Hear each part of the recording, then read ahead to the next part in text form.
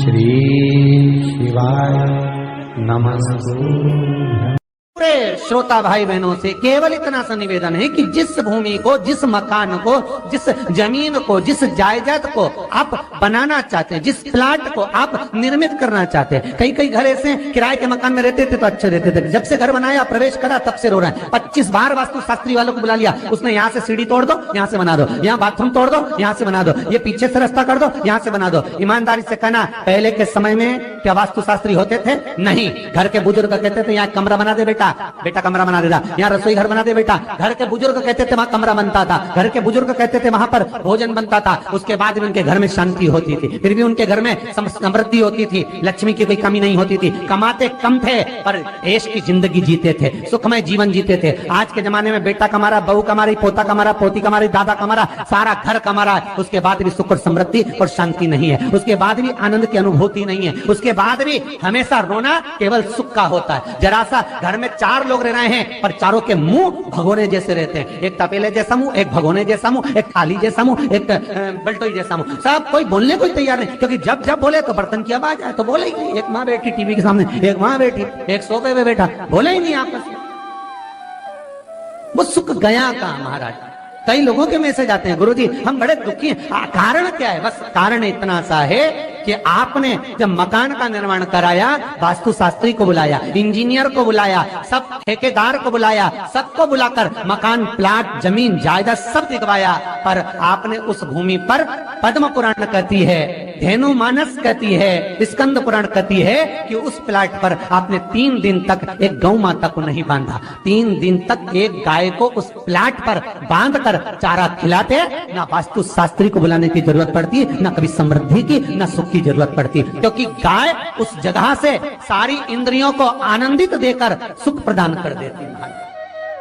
उस जगह के सारी रोग, बीमारी, कष्ट, तकलीफ, दुख को गौ माता खींच। गौ माता जैसी जगत में कोई नहीं हो सकता। हाथ में घड़ी नहीं बांधती गौ माता, पर 4 बजे आपके यहाँ रोटी मिलती है तो 4 बजे खड़ी मिल जाती है। 3 बजे भोजन मिलता है तो 3 बजे आपके दरवाजे पे मिल जाती है। 1:30 बजे भोजन दोगे तो 1:30 बजे ही मिलेगी। 1:20 पे दोगे तो 1:20 पे ही मिलेगी। कोई घड़ी नहीं बांधती, फिर भी समय पर आ जाते हैं। क्यों? क्योंकि भगवान ने उसको ऐसा बनाया है, 33 कोटि देवताओं ने उसमें ऐसा विराजमान कर दिया है कि जगत का वो कल्याण कर सकती है। उसका एक एक अंश जीव का कल्याण करने वाला है, एक एक अंश जगत का उद्धार करने वाला है। पर हम ये आज के युग में हम उसको भूल गए। आज के युग में हम ये सोचते हैं कि वास्तु शास्त्री को बुला लें, वो ये बता दे, हमने ये फ्लैट बनाया, हमने ये मकान बनाया, इसकी छत कैसी, इसका कमरा कैसा, वो बता देगा, सब कुछ बता देगा। उसके बाद भी लोगों को क्या सुख नहीं है, उसके बाद भी शांति नहीं। फिर चलो तो चलो किसी बाबा जोगी क्या पहुंच गए जो ऐसा घूम घूम के बताता, और उसके यहाँ जाकर पूछ लिया, बताओ बाबा जी हमारे घर में शांति नहीं, तो बाबा जी एक ही बात बोले, तेरे ही घर का है जिसने कुछ कर दिया। अब इसको याद आया 15 दिन पहले मेरी जेठानी से लड़ाई हुई थी, उसी ने कुछ करा होगा। अब बताओ बाबा जी ने आपस में ऐसा बीज बो दिया कि घर और जुड़ा हुआ था तो टूट गया। कोई बाबा, जोगी, सन्यासी, तपस्वी, साधक, उपासक कभी नहीं कहता कि घर का है। हमेशा याद रखो, संसार में किसी की सामर्थ्यता नहीं है कि कोई आपका बुरा कर दे, किसी की सामर्थ्यता नहीं।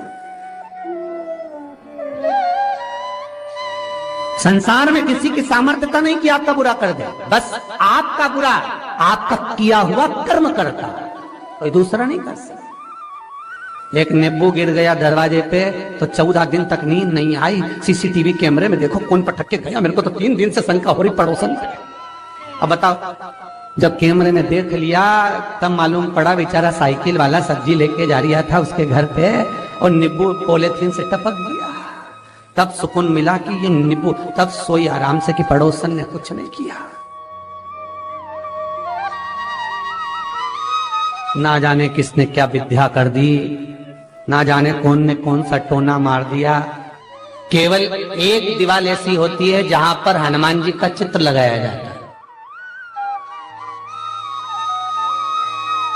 चाहे तुम पर्वत उठाने वाला चित्र लगाओ हनुमान जी का, चाहे बैठे हुए लगाओ, चाहे रामायण पढ़ने वाला लगाओ, चाहे लंका दहन करने वाला लगाओ, चाहे राम नाम जपने वाला लगाओ, चाहे लक्ष्मण को संजीवनी देने वाला लगाओ, चाहे मौन मुद्रा में लगा दो, चाहे स्तुति में लगा दो, चाहे भजन में लगा दो, हनुमान जी का कोई भी चित्र लगता है तो ना पूरब में लगेगा, ना पश्चिम में लगेगा, ना दक्षिण में लगेगा। हनुमान जी का अगर चित्र लगता है तो उत्तर की दीवार में दक्षिण को देखते हुए लगता है, केवल एक ही स्थान है।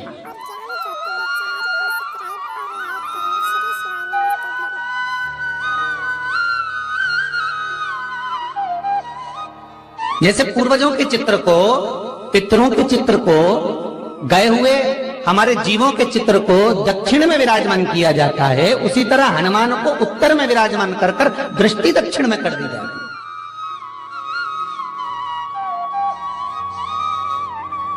घर में हनुमान जी के जितने फोटो होते हैं उसको केवल दक्षिण दिशा में लगा और उत्तर दिशा में लगा बिठा देते हैं, और दक्षिण की ओर उनकी दृष्टि होना चाहिए, दक्षिण की ओर उनका मुख होना चाहिए। क्यों महाराज? अगर व्यक्ति के जीवन में कोई बीमारी आने वाली है, व्यक्ति के जीवन में कोई रोग आने वाला है, व्यक्ति के जीवन में अगर कोई कष्ट आने वाला है, व्यक्ति के जीवन में अगर कोई परेशानी आने वाली है, व्यक्ति के जीवन में कोई एक्सीडेंट का योग भी बनने वाला है, तो शास्त्र कहता है वो दिशा दक्षिण से ही बनता है।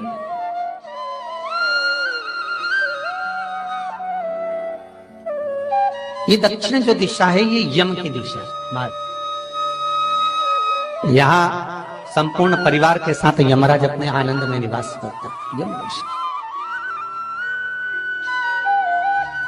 और जब हमारे घर में, हम ये नहीं करें कि आप हनुमान जी का फोटो लगाओ, हम ये भी नहीं करें, आपके घर में हो और आपने अगर विराजमान कर रखा है किसी दिशा में, तो हमारा तो निवेदन रहेगा, अभी तक आपने अगर जैसा रखा पर एक बार दिशा बदल कर देखना कि रोग, बीमारी, कष्ट, दुख, तकलीफ में आपको लाभ मिला कि ना मिला। हनुमान जी ने केवल दक्षिण दिशा की ओर अगर मुख कर हमने विराजमान कर दिया, फोटो ही विराज दिया। हम ये नहीं कहेंगे आपसे कि आप बाजार से फोटो खरीद कर लाओ फिर लगाओ, नहीं, आपके घर में हो तो आप लगा दीजिए, आपके घर में हो तो विराजमान करें।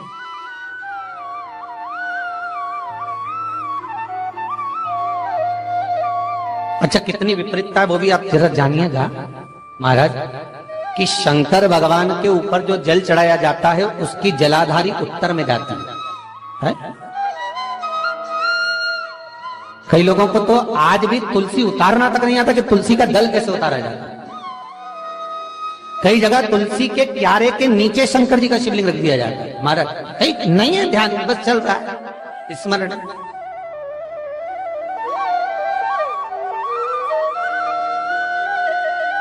भगवान शिव का जो जल जा रहा है वो उत्तर की ओर जा रहा है, और हनुमान जी को उत्तर में विराजमान कर मुख दक्षिण की ओर कर दिया गया। क्यों?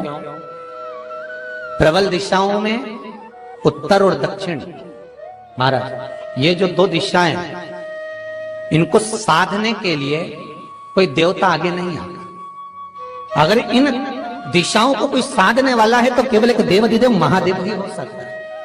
काल का हरण करने वाला वो महाकाल ही हो सकता है। शंकर का ही एक अवतार है हनुमान जी महाराज, रुद्र अवतार महाराज। हनुमान जी से कहा तुम दक्षिण की ओर दिशा पर संभालिए। शिव जी कहते हैं मेरा जल जब उत्तर की ओर जाएगा तो इस दिशा को मैं संभालूं, चिंता ना करिए। किसी लड़का और लड़की का विवाह नहीं हो रहा,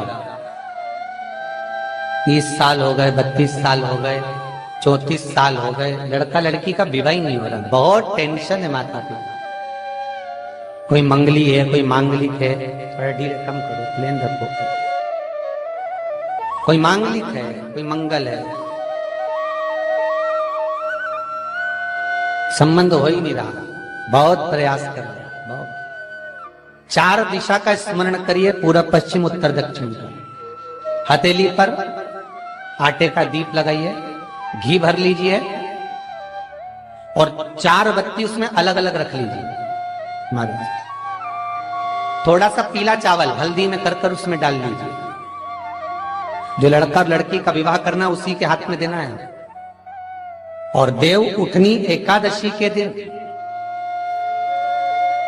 जिस दिन देवता उठेंगे, जिस जगह पर तुलसी सालिग्राम का आप पूजन करते हो, गन्ने के नीचे, ईख के नीचे, तुलसी का क्यारा रखकर पूजन करते थे। वहां पर भगवान शिव और भगवान नारायण का नाम लेकर उस दिए को रगवा दीजिए और वहीं पर हल्दी का तिलक उस लड़का या लड़की का कर दीजिए और उसके हाथ में थोड़ी सी हल्दी लगा दीजिए। महाराज 2.5 महीने